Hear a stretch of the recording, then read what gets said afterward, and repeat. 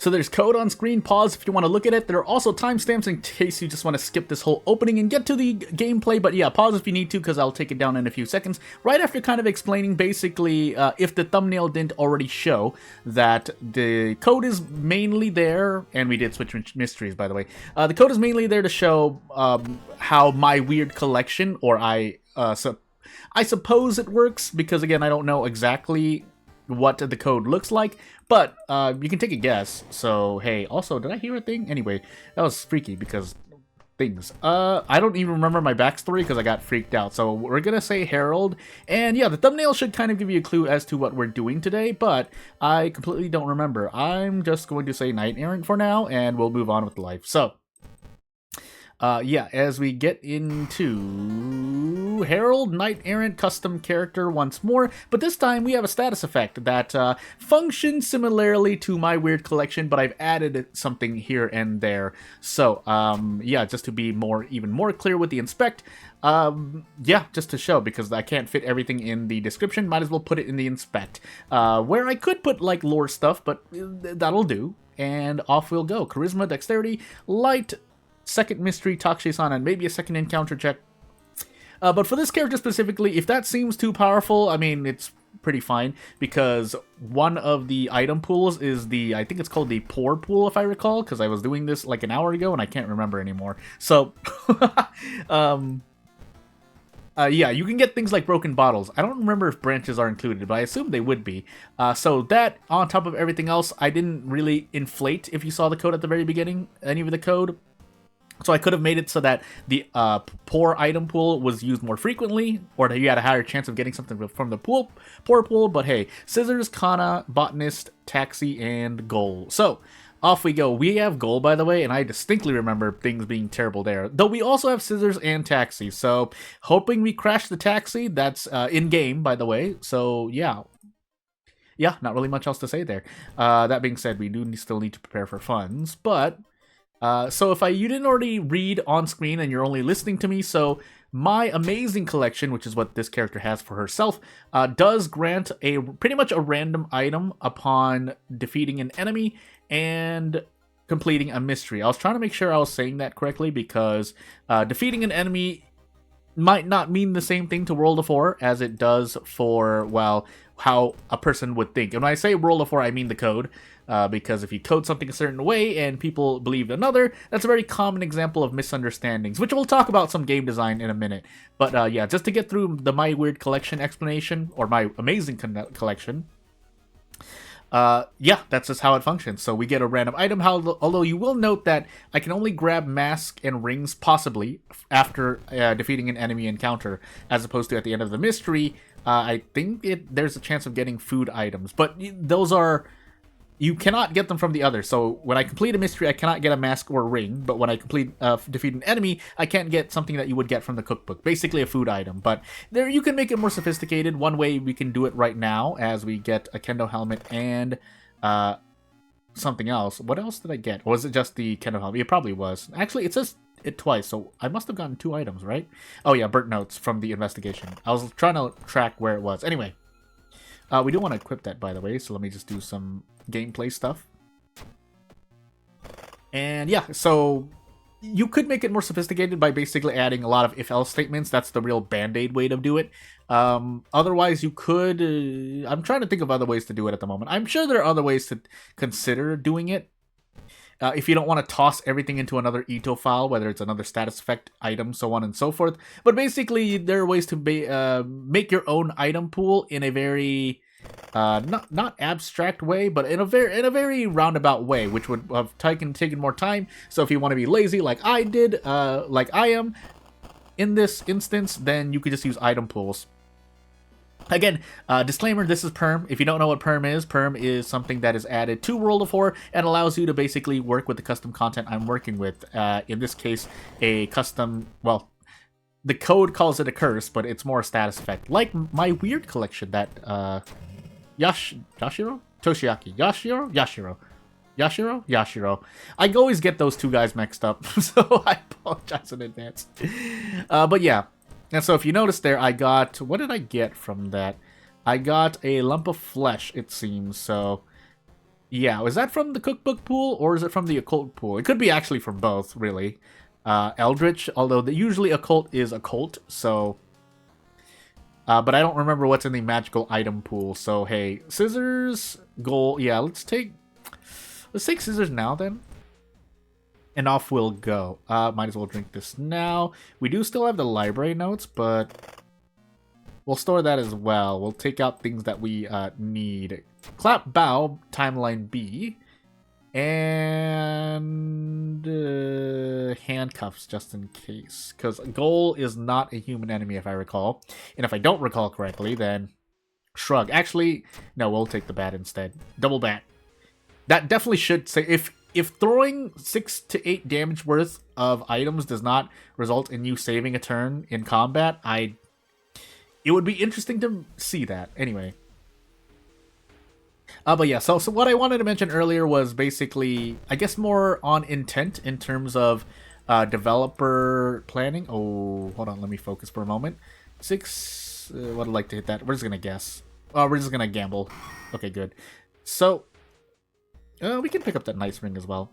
But yeah, intent in terms of, okay, what do you want a player to do? And if that's good for the player. Those can be two different things. So what I mean by that is what a game developer wants you to do and what is probably best for the player's enjoyment isn't always going to be seeing eye to eye, as recent games currently have shown us at the moment. But specifically, what I mean by this is, so I kind of, well, one, I did make my amazing collection as a kind of parallel to my weird collection, but also kind of to show little tweaks here and there that can basically drastically change how a run will go gameplay-wise, at least. So what I mean by that is, because I have random items pretty much at the end of every enemy encounter, there's a lot more good RNG that can go my way as we do clap bow 3 claps.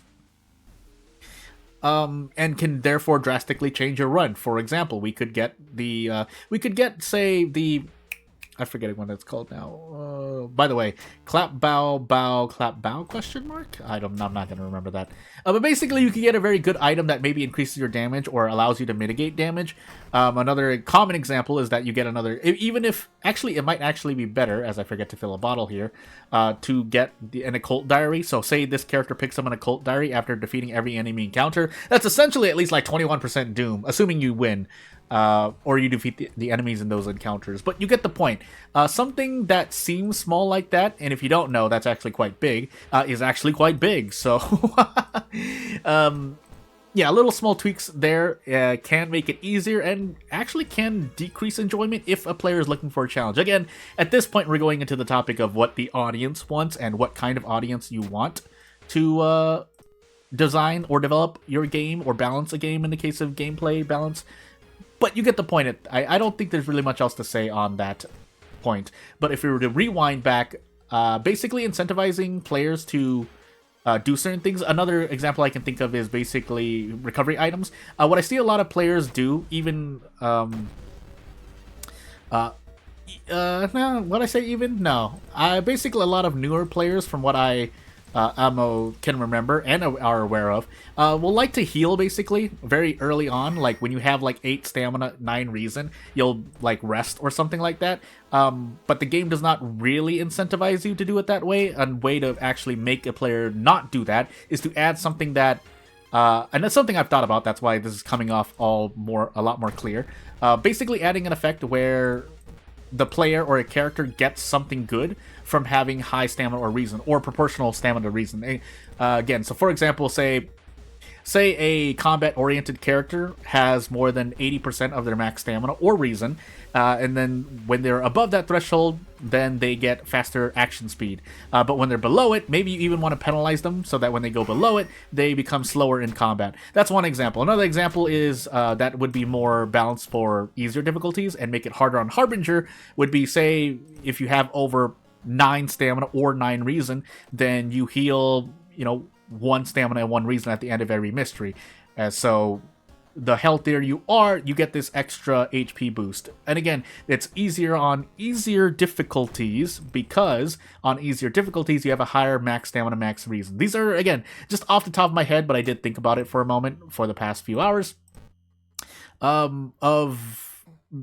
basically incentivizing a player. And the reason we started this is because a lot of times you're sitting on recovery items, but there's no reason to do that because the other incentive not to recover immediately is the desperate struggle action. That's really a big reason why not to heal immediately.